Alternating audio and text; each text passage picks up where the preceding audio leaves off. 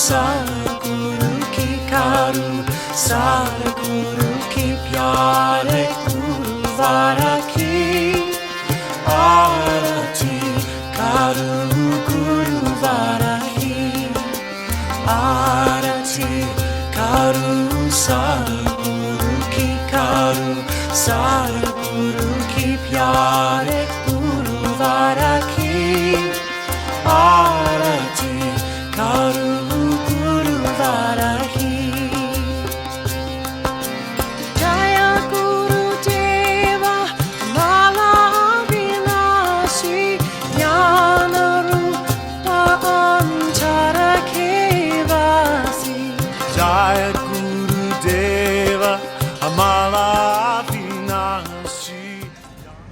Bonjour les amis, bienvenue dans le ciel. Non, bienvenue à Rio de Janeiro. Voilà, dans la chaîne du temple bouddhiste à Recreio dos Bandeirantes. Je fais un petit tour sur le cadre. Au fond, vous avez Recreio avec la plage du Macumba et puis Praia de Secreto. Et ici, vous êtes à la Piscina de Secreto. C'est un lieu plus paisible. Puis la mer, l'océan Atlantique.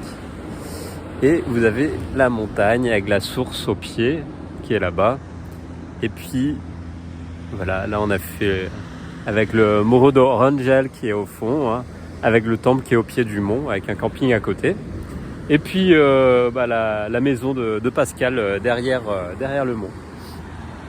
Donc voilà le petit tour. Qui je suis? Je suis Nicolas, je suis ici lama bouddhiste, je donne des cours de yoga. Je fais des soins traditionnels ayurvédiques et des soins aussi d'accompagnement de psychologie traditionnelle bouddhiste. Et puis aujourd'hui, je souhaite faire une vidéo qui parle des mantras. Alors qu'est-ce que c'est un mantra? Qu'est-ce que c'est la méditation? Je vais vous parler aussi de la méditation. Je vais vous décrire tout ça dans cette vidéo avec un petit témoignage d'une amie ici sur le temple, Patricia, que vous avez déjà vu dans les vidéos, qui va vous parler de son expérience. Et puis je vais vous parler aussi de mon expérience. Voilà. Donc je vais vous décrire un peu tout ça sur un petit tableau que j'ai fait là. Hop là, je me rapproche. Et ce tableau, je viendrai vous en parler un peu plus précisément, voilà, détaillé, point par point. À tout de suite. Alors d'après la vision du bouddhisme, nous sommes ici sur Terre pour vivre une expérience d'éveil. Alors cette expérience d'éveil, c'est quoi? C'est apprendre à sortir de l'illusion. Alors dans le bouddhisme, on dit que toute la réalité qui nous entoure, là, tout ça, tout le physique, ce qu'on peut toucher, ce qu'on entend, ce qu'on voit, voilà, tout le monde autour de nous, tout est illusion. Alors qu'est-ce que ça veut dire, illusion? Ça veut dire que c'est une perception qu'on a de ce qui nous entoure. Mais quand on regarde un microscope, on dirait électronique, subatomique, que tout est particules et tout vibre. Donc ça, c'est une science qu'on est en train de redécouvrir au travers de nos sciences modernes. On parle de physique quantique, mais c'est une science de l'âme qui a toujours été enseignée dans les temples à ceux qui étaient prêts à recevoir l'enseignement. Et dans ces pratiques d'éveil dans le bouddhisme, nous donnons des pratiques qui sont en lien avec cet éveil. Et pour sortir de l'illusion, il est demandé de vivre une discipline. Et là, c'est tout là que ça se complique. Alors, dans une tradition basique, on fait des pratiques par la prière, la contemplation, l'écoute des textes, la lecture des textes et aussi les cérémonies qu'on vit en collectivité dans des temples. Donc ça contribue à un chemin on dit de salut de l'âme pour éviter d'être perdu dans le cosmos. On perdu aussi dans on dirait la dissolution d'une fin de vie. Et c'est pour ça que dans le bouddhisme, on va au-delà de la tradition du salut de l'âme. On cherche l'éveil, à comprendre. Ça c'est le Bouddha, Gautama Sakyamuni, qui a été dans la réalisation de l'illumination de l'éveil pour atteindre le nirvana. Et il a laissé des enseignements à ses disciples dans ses écoles, dans la Shanga. La Shanga bouddhiste, c'est quoi? C'est la famille de mystiques qui pratiquent ensemble. Et ben, dans ces enseignements, il a laissé toute une structure qu'on étudie ici au temple au travers un sutra qui s'appelle le sutra du plan de riz. Et ce sutra du plan de riz, il donne tout un dispositif de compréhension de la réalité et de comment s'en sortir. Et c'est des enseignements que Pascal donne au cours de gnose, dans l'éveil de la gnose au niveau intellectuel, de la haute intellectualité. Il vous en a parlé dans une des dernières vidéos. Et puis, on donne aussi des enseignements qui sont liés à la voie des ancêtres. Donc là, c'est plus ma partie, où je vais travailler avec les indios, c'est les médecines sacrées, des plantes sacrées, pour aller faire un nettoyage dans le fond et puis bien se connecter à la terre, qu'on appelle ici la Pachamama, l'esprit de la terre. Et puis, une fois les racines bien prises, on a plus de stabilité pour aller voir les étoiles, les brillances, comme on dit, le 5e élément dans le bouddhisme, à équilibrer en soi avec les 4 autres éléments. Voilà, là, si vous regardez bien toutes les vidéos que nous avons fait, vous allez comprendre ce langage, parce que c'est pas un langage qu'on entend tous les jours. Donc je vais faire au mieux pour être le plus simple, parce que souvent il est rapporté que je suis un peu compliqué quand j'explique les choses. Voilà.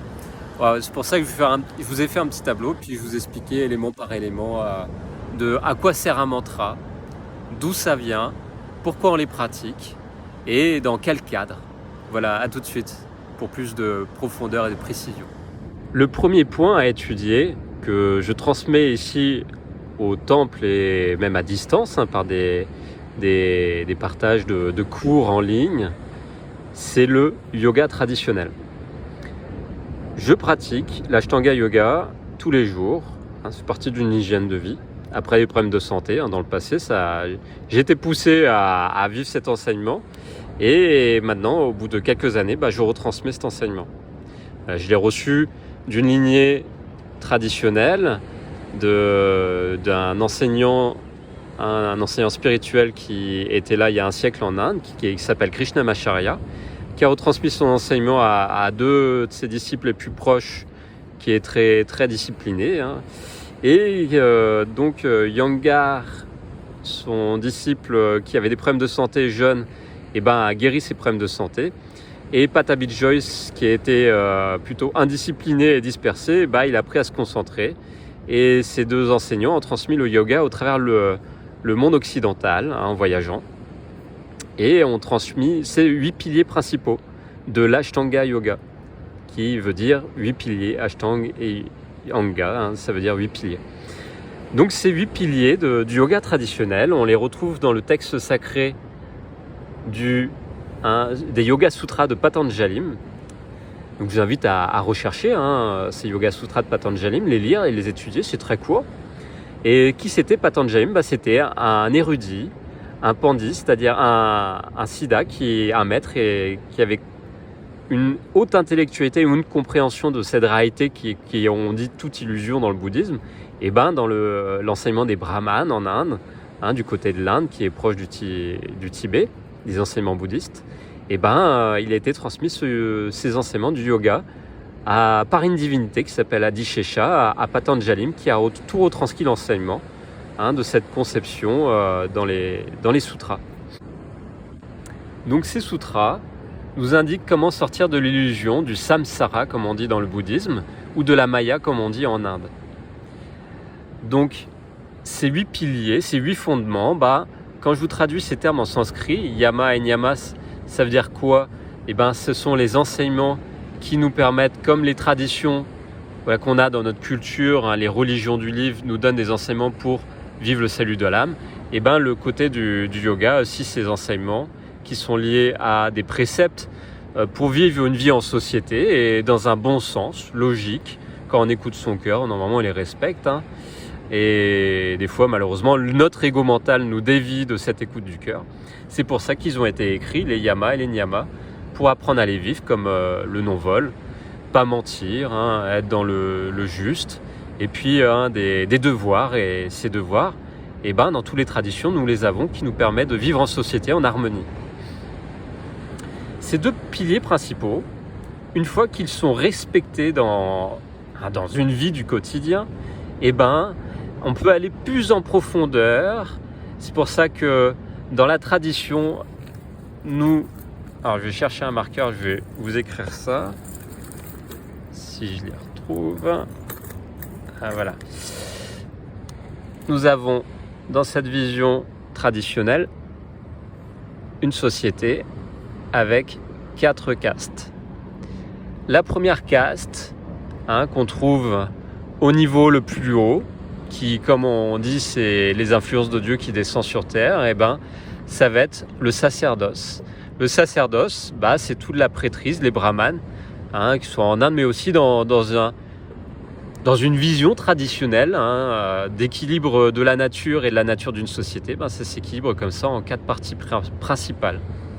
Et le sacerdoce, lui, va donner des informations avec sa haute intellectualité, sa compréhension et sa méditation constante sur la vie, et en même temps son agir pour faire des guérisons, pour emmener la société aussi à se guérir, à évoluer, à s'élever, va travailler en partenariat avec la noblesse. Donc le sacerdoce, les brahmanes, la noblesse qu'on appelle les kshatriyas, vont pratiquer le yoga, vont pratiquer les 8 piliers de l'Ashtanga Yoga. Ces 8 piliers sont des fondements qui permettent de vivre une vie saine et de développer son mental, dans, comme on dit, un corps sain et un esprit sain, pour être le plus juste possible et guider le reste de la société.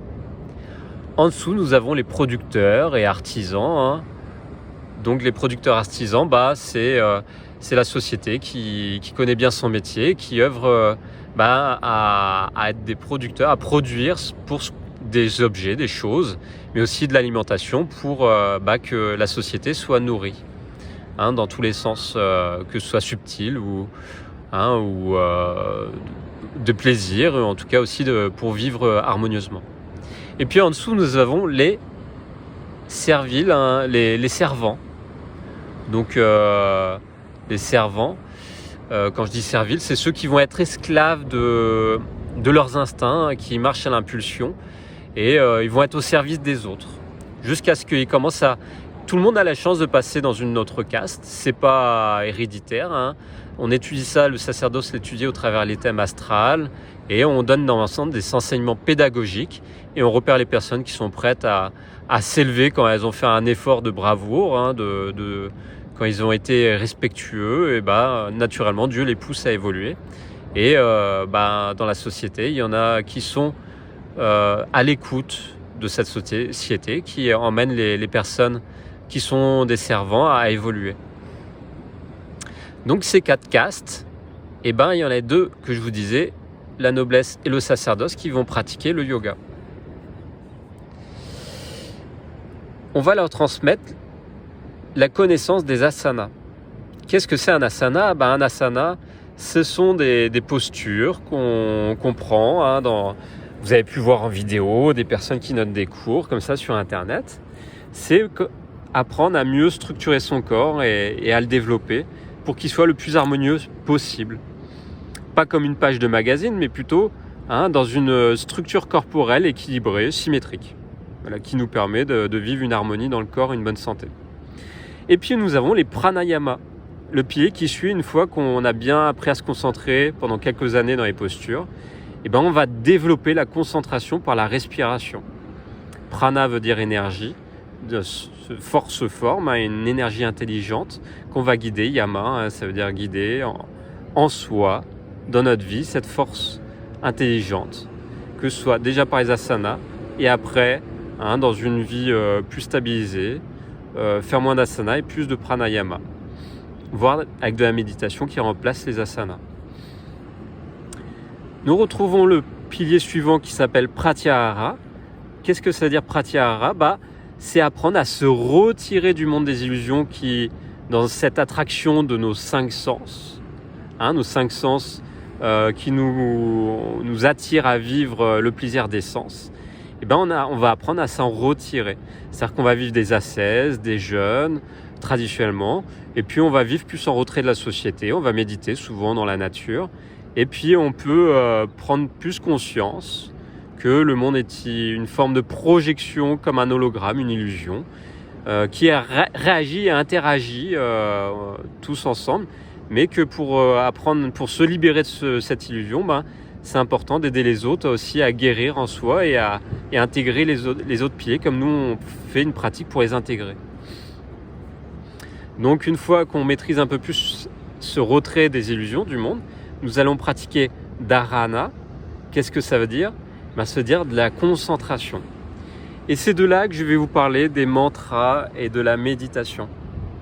Qu'est-ce que ça veut dire dharana? Dharana, ça veut dire en sanskrit le principe de concentration, où on commence à vivre les préceptes, le début du terme méditation, de méditare, que je vais vous expliquer ce que ça veut dire. Dharana, on va faire, on parle des différentes pratiques dans le bouddhisme, comme des mantras, des récitations de formules sacrées, qu'on retrouve dans cette origine du Rig Veda. C'est les textes sacrés indiens où on en a tiré les Védas, et puis différents enseignements comme l'Ayurveda, la science de la vie, la médecine indienne, et puis aussi les textes sacrés tels que vous pouvez connaître la Bhagavad Gita, et puis les autres textes d'autres qui sont connus en Inde et que je ne viendrai pas en parler aujourd'hui. Donc pour revenir à ce sujet les mantras de la méditation qui vient de ce pilier dharana, on va venir en parler maintenant plus en profondeur.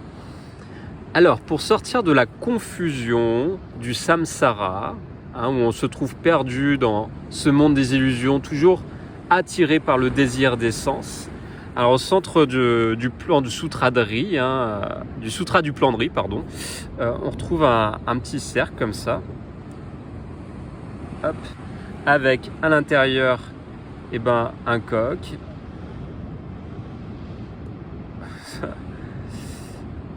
Voilà, un petit coq. Alors, il est très très vite fait le coq. Un serpent. Et puis un porc. On dirait plus un lapin. Enfin bon. Hop. Ces trois animaux qu'on retrouve dans le centre du sutra du plan de riz, qui est représenté sur un tanka, parce que le sutra du plan de riz c'est un enseignement, et il y a un tanka qui a été retiré, un dessin. C'est quoi un tanka? C'est un dessin traditionnel qui représente la roue des existences qu'on appelle le samsara. Cette roue des existences qui est une forme d'illusion projetée, qu'on vient vivre une forme de méditation dans le monde, mais aussi comme on dit dans le christianisme, on parle des limbes quand on est totalement perdu, c'est une des parties du samsara, mais on parle aussi du purgatoire, c'est un peu qu'on est venu là pour purifier des mémoires, des résidus qu'on a dans notre âme. Et tant qu'on n'est pas libéré, quand on est dans la confusion, on peut être pris par le côté du coq, c'est des côtés instinctifs. Donc le côté du coq, ça va être le côté du désir. On est pris par nos désirs, on est attiré dans cette agitation, c'est le plaisir des sens, c'est le désir d'avoir des choses, de vivre des expériences. Et puis on peut vivre aussi cette réaction du serpent. Là, nous sommes plutôt dans l'aversion. Donc on rejette plutôt le monde, c'est les extrêmes ascètes qui sont dans l'extrême et rejettent le monde, la réalité physique. Et puis nous pouvons être comme le porc qui se roule dans la boue, dans l'ignorance. C'est-à-dire être totalement pris par ces résidus qu'on a dans le fond. C'est-à-dire l'ego, il ne cherche pas à comprendre les choses et il se roule dans l'ignorance, dans la boue de l'incompréhension.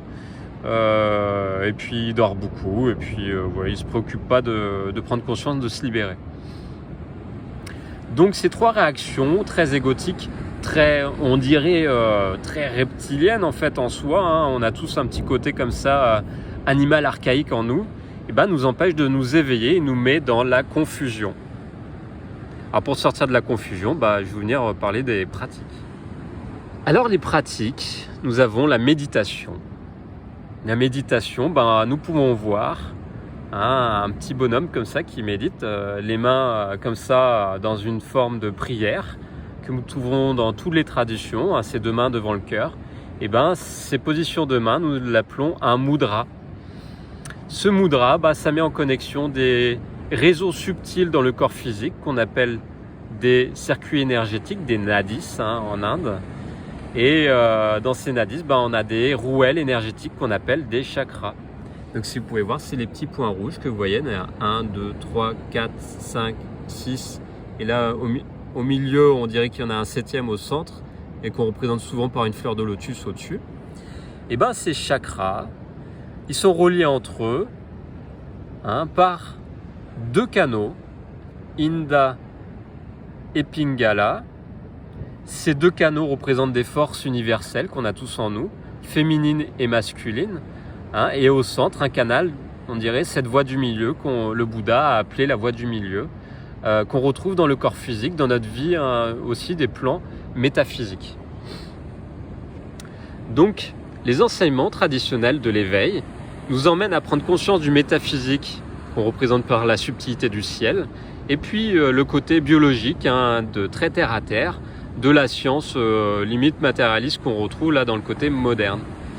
Et une voie d'éveil nous emmène au niveau du cardiaque, du cœur, pour vivre une ouverture de prise de conscience, de relier les 3 points principaux. Au travers 8 parties fondamentales qu'on appellerait des zones de réalité qui se projettent. Tant qu'on n'a pas vécu une expérience, l'énergie peut être bloquée dans une partie, se projette dans notre réalité du monde physique et nous fait vivre des formes de boucles de réalité. Un peu comme un film projeté sur l'écran d'un cinéma. Et tant qu'on n'a pas pris conscience, on n'a pas effacé assez de mémoire qu'on a dans ce monde moderne, qu'on a dans notre âme, mais aussi attiré par le côté collectif. On verrait une âme collective, un ego collectif. Après ça c'est, je vous laisse creuser sur la question parce qu'il y a plein d'informations New Age. C'est pour ça que je vous invite à vous rapprocher d'un enseignement traditionnel pour mieux comprendre.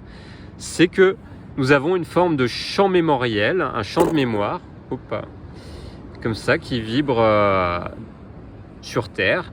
Et tant qu'on n'a pas pris une conscience de verrouiller nos vices, nos instincts un peu impulsifs, autodestructeurs, nous sommes influencés par ce champ de mémoire qui vibre sur Terre, et puis qu'on a tous, où notre ego est lié à ce champ mémoriel, et qui nous réveille aussi des mémoires dans l'âme quand on fait un chemin traditionnel pour venir purifier ces mémoires.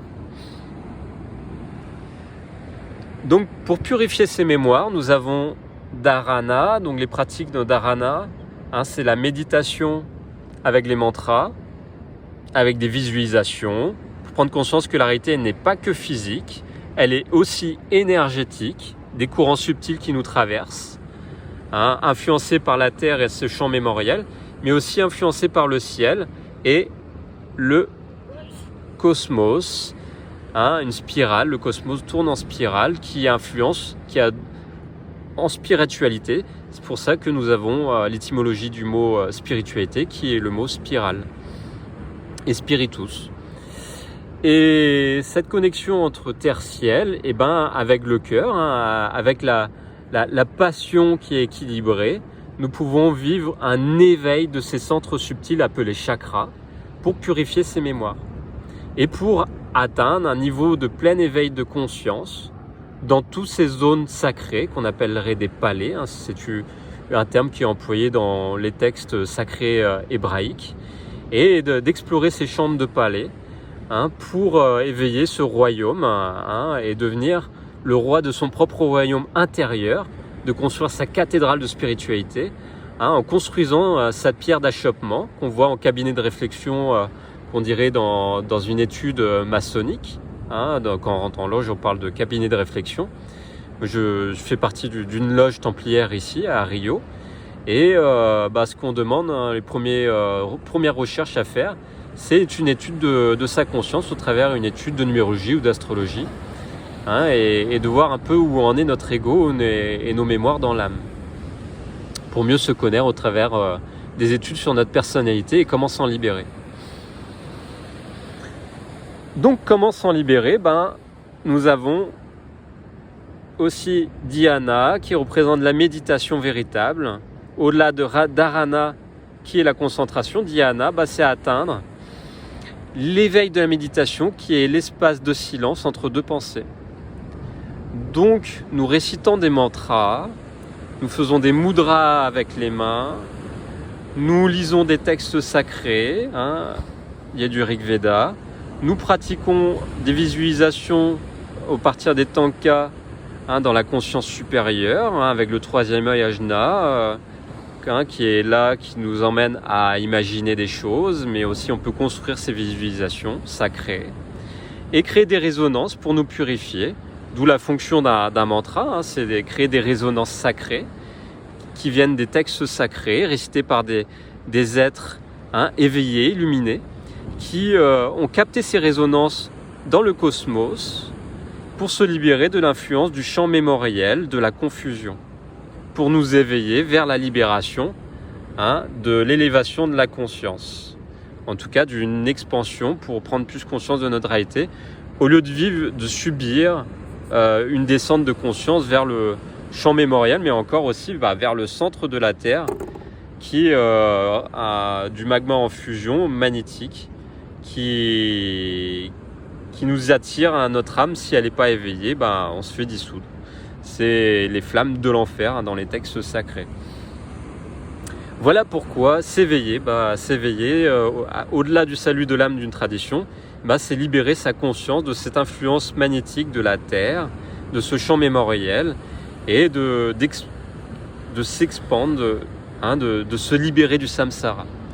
Et on peut faire un vœu dans le bouddhisme de bodhisattva pour aider les autres à s'éveiller et devenir soi-même un Bouddha, en emmenant les autres à devenir eux-mêmes des Bouddhas.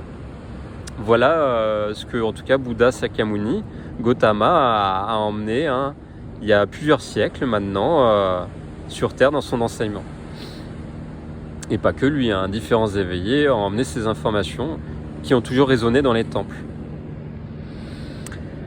Donc la méditation véritable, c'est l'ouverture du temple, la contemplation, le silence entre les récitations, qu'on peut trouver en récitant par exemple les 99 matrices de la voix dans l'islam, les mots sacrés, qu'on retrouve aussi en Inde, des mots sacrés, des résonances sacrées qu'on appelle des mantras, et faire vivre des descentes du cosmos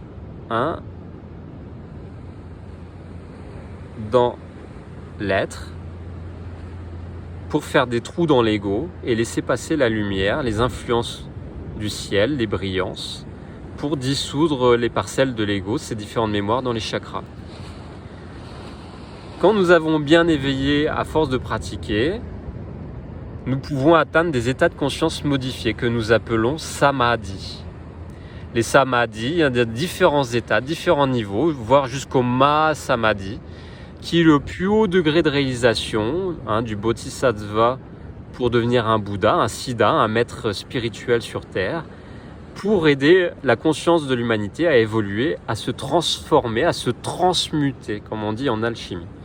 Je ne veux pas parler d'alchimie, j'en ai assez parlé jusqu'à maintenant. Donc voilà à quoi sert un mantra, la méditation. Et maintenant, je vais vous parler de comment on reçoit des mantras, d'où ils viennent et comment les utiliser. Alors les mantras, il y en a un nombre infini. Les résonances, elles sont infinies. Ces résonances, elles sont adaptées aux disciples que le maître spirituel, le Siddha, va donner à son élève sous une forme de adhikara. Qu'est-ce que ça veut dire adhikara ? C'est une transmission traditionnelle d'un maître éveillé à un disciple qui est dans la recherche spirituelle au travers de l'initiation.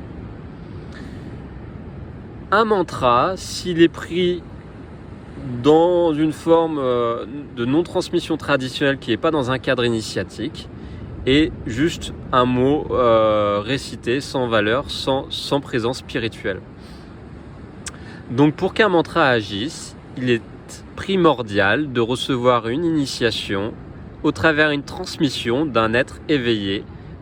Et dans cette transmission, qu'on appelle ce lien adhikara, va nous donner un potentiel d'éveil que le maître va nous transmettre lors de l'initiation, d'une résonance des origines qu'il aura trouvées dans les Rig Vedas par d'autres enseignements et des initiations que lui-même a reçues, pour sortir de la confusion, et qui va adapter en connaissant lui-même les aspects des fonctions de chaque résonance en fonction des origines de la personne, de son identité astrale, de son ego, de ses problèmes dans son âme, et va donner la résonance adaptée par une intuition transcendante. Un maître éveillé est connecté à l'intuition transcendante.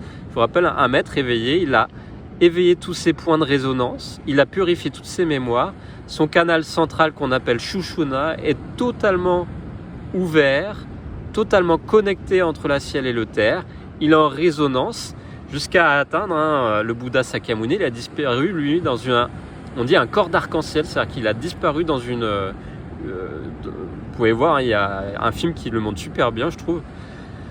C'est Little Buddha avec Keanu Reeves. Ouais, voilà, c'est un petit film. Vous pouvez voir un extrait où il atteint Bouddha Sakyamuni, l'état d'éveil, et on voit un corps d'arc-en-ciel qui se forme autour de lui et disparaît de la réalité matérielle. Donc, c'est une forme de transmutation de la conscience, de la réalité physique, qui s'obtient à force de réciter des mantras, mais reçus dans une transmission traditionnelle. Donc une fois que cette résonance elle est bien transmise et bien intégrée à force de la réciter, au travers après l'initiation, et cette impulsion donnée à l'initiation va résonner encore au travers les méditations, la récitation régulière des mantras, pour atteindre un état de transcendance. Et cet état de transcendance, je reprends ces 8 piliers, c'est un peu le même ordre, fonction, confusion. On arrive au Samadhi jusqu'au Mahasamadhi, à vivre cet état d'éveil, d'illumination du Bouddha, de réveiller notre nature Bouddha dans notre cœur et qui s'éveille dans le cœur de notre vie pour se libérer du samsara et de se libérer des influences, des désirs, de l'aversion, de l'ignorance, en rentrant dans un chemin de connaissance et de transcendance. La connaissance, c'est quoi ? C'est le savoir mis en pratique. C'est connaître, naître avec, connaissance, naître avec. Avec quoi ? L'Atma qui descend du ciel, s'intégrer pour qu'on se connecte de l'Atma du cosmos, de son entièreté, à notre Atman, notre soi spirituel, la plus grande des vibrations qui s'éveille dans les samadhis, dans les états de conscience transcendantes, pour se libérer du samsara. Et nous devenons des connaissants dans une voie d'éveil qu'on appellerait plus une influence liée à, quand on regarde le monde astral, liée à Mercure, la libération par la connaissance, pour atteindre cet état de transcendance. Donc voilà, vous en savez plus maintenant sur les mantras, d'où ils viennent traditionnellement, à quoi ils servent, et puis pour les vivre, comment les réciter et comment les obtenir. Voilà les amis, pour aujourd'hui, c'est fini, et puis je vous dis à bientôt sur cette vue de Rio, coucher de soleil, et bonne pratique à vous. Bonjour les amis, rebonjour, la suite de la vidéo sur les mantras et la méditation. Alors, je vous ai dit qu'il y aura un invité, c'est Patricia que vous connaissez, qui est lama ici au temple, avec Pascal, Sébastien, moi, et puis tous les autres lamas qui sont là au service du temple et de la communauté. Et bonjour Patricia. Bonjour, bonjour les amis. Voilà, donc je voulais poser quelques questions à Patricia sur son utilisation des mantras, comment elle l'a reçu, comment tu l'as reçu traditionnellement en fait. Donc je l'ai reçu dans la tradition, c'est-à-dire dans le Siddha Yoga. Ouais. Et le Siddha Yoga, c'est relié au shivaïsme du Cachemire et donc et ce sont des mantras qui sont très très puissants parce que c'est longtemps. Et toute cette puissance des Siddhas, elle est derrière les mantras. comme un mantra très très simple qui s'appelle Om Namah Shivaya. C'est j'honore le Dieu qui est en moi et j'honore le Dieu qui est en toi. Voilà, c'est exactement ce que ça veut dire Om Namah Shivaya. C'est un mantra que tu utilises régulièrement en fait, que tu as reçu et que tu utilises. Voilà, j'utilise régulièrement celui-là et le mantra bouddhiste que Pascal m'a donné, puisque de toute façon c'est aussi mon maître de Reiki, donc j'ai aussi cette tradition derrière moi.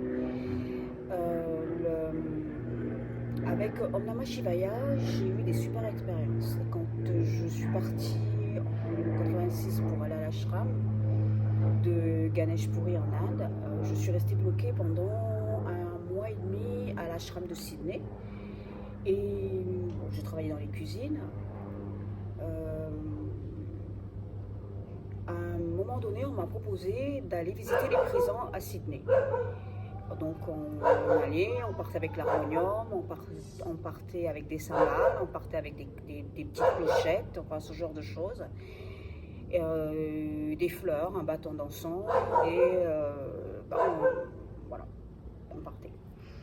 Donc, on était un groupe de 10 personnes et quand on est arrivé à la prison de Sydney, j'avais, au fur et à mesure qu'ils ouvraient des portes, j'avais cette impression d'enfermement qui était de plus en plus fort en fait. Et on nous a donné une salle de classe, il y a des prisonniers qui sont arrivés. On a installé le matériel pour pouvoir chanter simplement ce mantra Om Namah Shivaya. Et dès qu'on a commencé à chanter, à un moment donné, ce que j'ai ressenti, c'était que c'était fini. Il n'y avait plus de mur de prison. Il n'y avait plus que le ciel bleu et la liberté. Ok, et tu le voyais, les prisonniers se sentaient plus du tout forcément dans l'espace prisonnier. Non, on voyait que voilà, ils étaient dans ce mantra, ils chantaient le mantra, ils avaient du cœur, ils étaient, D'accord. Ils étaient plus dans cette souffrance, dans cette colère, c'est assez spécial comme énergie en fait. D'accord. Donc ça montrait vraiment que la prison en fait elle est à l'intérieur. Quand ils récitaient le mantra, ils se libéraient de leur prison intérieure où ils vivaient en prison. Voilà, mais on le ressentait à l'intérieur, mais c'était comme... parce que moi, la vision que j'avais, c'était que les murs n'existaient plus, carrément. D'accord. Carrément. C'était vraiment... Il y avait cette puissance derrière. C'est assez fort, hein, ce symbole d'être dans une prison et de voir les gens se libérer. Tu voyais sur leur visage, en fait, une exaltation. Ils se libéraient comme s'ils n'étaient pas en prison, en fait. On sentait que leur cœur, que ça se libérait du cœur. D'accord. Il n'y avait plus cet enfermement, ni cette souffrance au niveau du cœur, où on a l'impression, quand on n'est pas très bien, qu'on a le cœur serré, quand vous avez un chagrin d'amour, on peut comparer ça à ça, vous avez votre cœur qui se serre, mais c'est très très douloureux. Et d'un seul coup vous retrouvez un nouvel amour et ça repart du cœur et ça y est, vous êtes à nouveau dans la joie. On peut comparer ça à ça en fait. D'accord, ok. Voilà, les effets magiques des mantras récités quand ils sont reçus d'une façon traditionnelle. J'ai une autre petite anecdote à vous raconter également. Je t'en prie, vas-y. C'est quand il y a eu les tremblements de terre du côté de Los Angeles avec la faille de San Angelo, je crois que c'est ça. Ouais. Voilà. San Andreas. De San Andreas, voilà, avec la faille de San Andreas. Et Gurumai Chivilasananda, donc le maître Siddha qui est à l'heure actuelle, avait demandé à ce que dans tous les ashrams du monde, on chante 1 heure, par exemple à 9h du matin. Donc dans chaque ashram, on se réunissait à 9h du matin pour chanter simplement ce mantra Om Namah Shivaya pendant 1 heure. Et avec les fuseaux horaires, c'était 24 heures sur 24. En fait. Ça tournait comme une boucle autour de la planète. Voilà, quand ça tournait comme une boucle autour de la planète avec les fuseaux horaires, ça veut dire que le mantra n'a jamais cessé de se répéter entre les ashrams et les centres de Siddha Yoga. Et une femme a raconté cette expérience. Elle devait partir à son travail. Elle sort de son appartement, elle oublie ses clés de voiture. Donc elle retourne dans son appartement et au moment où elle arrivait devant la cage de l'ascenseur, la cage de l'ascenseur est tombée. Il n'y avait personne dedans. Ah ouais. Ah ouais, mais c'est aussi fort que ça, quoi. Là, c'était, elle l'a vécu comme une forme de protection, en fait. Elle l'a vécu comme une forme de protection. Personnellement, je l'ai aussi expérimenté. Je vais chez une amie un soir et je ne connaissais pas du tout son quartier. J'étais perdue dans son quartier et ça faisait à peu près 3/4 d'heure que je tournais dans le quartier. Et puis je voyais ma jauge d'essence qui descendait. J'entends une petite voix à l'intérieur de moi qui me dit bah, tu t'arrêtes, tu mets le mantra, parce que j'avais des CD de mantra que je mettais dans ma voiture. Donc je me mets le mantra Om Namah Shivaya, je l'écoute, je me repose, tout ça, et la voix me dit tu pars vers cet endroit-là. Il y avait 3 jeunes qui sortaient d'une maison, qui spontanément m'ont dit bah, suivez-nous madame. Et ils m'ont ramené sur la grande route pour que je puisse repartir chez moi. Excellent. Aussi simple que ça. Demande et tu recevras. Voilà, c'est merci en tout cas Patricia pour tous ces partages. Voilà, j'ai eu quelques petites anecdotes aussi sur comment j'ai vécu des récitations traditionnelles, hein, que ce soit des mantras indiens ou des récitations liées à l'islam. J'ai reçu des initiations soufis. Ce que je peux vous dire personnellement, c'est que quand on se sent, comme disait Patricia, dans une forme de fermeture du cœur, quand on se sent un peu perdu, hein, au creux de la vague, ou un peu triste, ou un peu condensé, et cette récitation qu'on peut vivre, que ce soit la nuit, le jour, surtout la nuit en plus, il y a un effet vraiment d'expansion, de dissolution de la glace, comme si la glace fondait et que ça peut recommencer à fleurir et que le soleil arrive. C'est cette sensation que j'ai reçue aussi. Donc voilà un peu côté d'expérience. Donc en tout cas merci à Patricia et puis je vous souhaite de recevoir une initiation, un enseignement. C'est ce que nous allons donner ici au temple pour ceux qui viennent faire cet effort de venir nous rejoindre et de recevoir des enseignements et des initiations. Voilà les amis, je vous souhaite bonne chance et puis à bientôt pour se retrouver. Merci. En tous les cas, c'est un plaisir de partager tout cela avec vous. Au revoir, à bientôt. Merci.